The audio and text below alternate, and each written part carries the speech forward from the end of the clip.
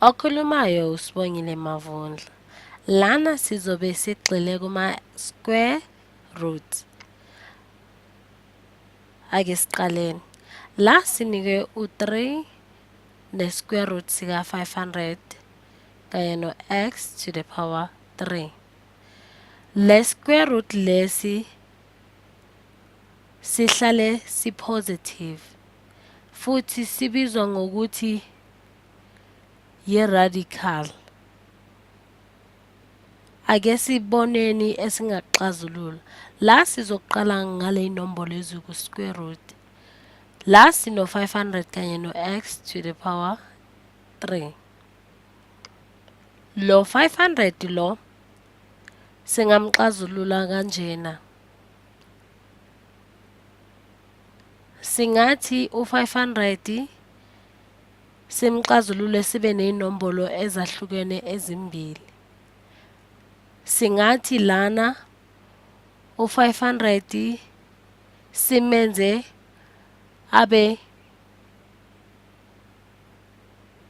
no-5 futhi simenze abe no-100 ukuze sikwazi ukuthola i-square root. U-100 yinombolo enhle kakhulu ezoba lula ukuthi siphume nge-square root. La ku-100 singathi u-2 ngimphinda ngo-50 ngu-100, 2 ngimphinde ngo-25 kanye no-5 ngimphinde ngo-5.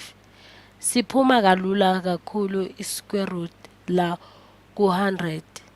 Inombolo elula kakhulu esingathola ngayo i-square root sokwazi ukususa le square root esinikezwe sona phezulu. Uma sesiqedile lapho ukwenza izinombolo sizondlulela ku-x to the power 3 lo esinikwe wona. Nango-ke lo x to the power 3. Lo x to the power 3 singamxazulula ngokuthi sithi x to the power 2 kanye no-x omunye. Uma sesiqedile lapho njengoba sesithole u-square root saka x nakhona kuyoba lula ukuthi sisuse loku esinike kona. Sizothi 3 futhi ne-square root lana sithathe u-10 singaphinde futhi simguqule u-100 simenze ukuthi abe yi-square root futhi kungaba u-10 kungaba nenye futhi number la sikhethe u-10 squared. Sizohamba siyombhala le empendulweni yethu esesiyitholile.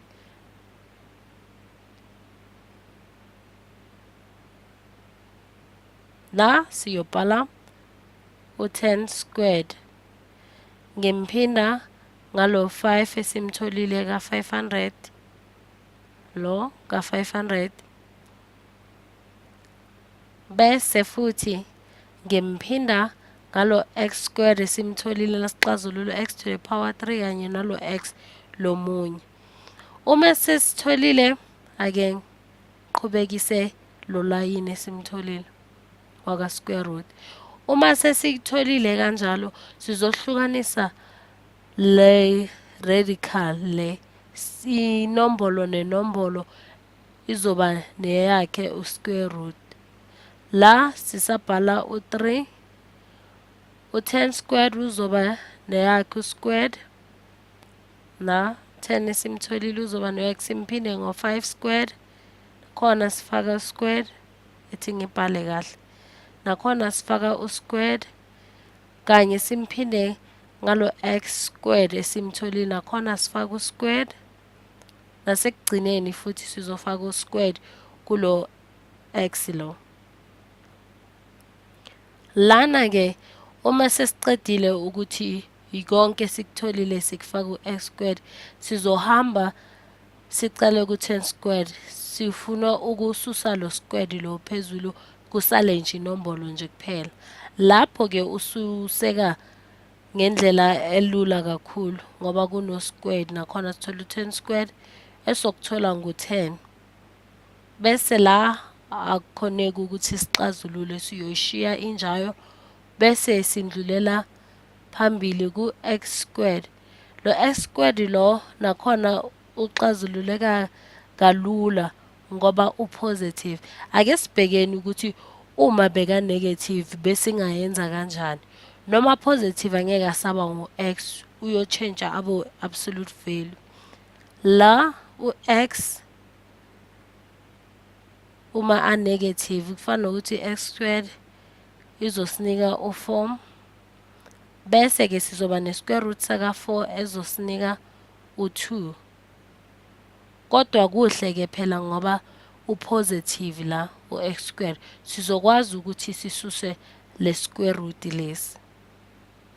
Uma sesisusile le-square root lesi ngoba si-positive angeke sisathi ngu-x, sizovele sifake sithi i-absolute value yaka-x.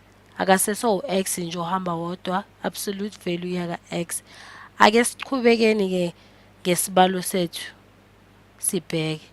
Bese la sibuyela ekuqaleni enombolweni esiyitholile. U-3 ngizomphinda nga-10 lo engimtholile uma ngisusa u-squared. Impendulo engizoyithola la uma u-3 ngimphinda ngo-10 ake simbhaleni phansi. Lana ngizothola u-30 bese ngiyasuka ngiyolanda lo absolute value ka-x ngiyambhala naye bese ngimphinda ngo-square root lo ka-5 ngimphinde nge-square root lesi saka-x. Ngoba sine-square root ezimbili singayenza ukuthi ibe yodwa sihlanganise lokhu kuma-square root.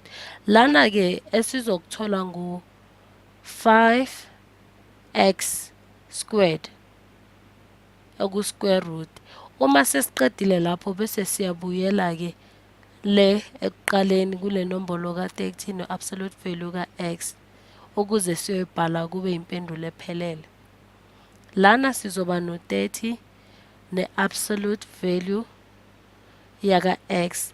Lena-ke impendulo esithe sayithola uma sixazulula le-square root esinikwe sona.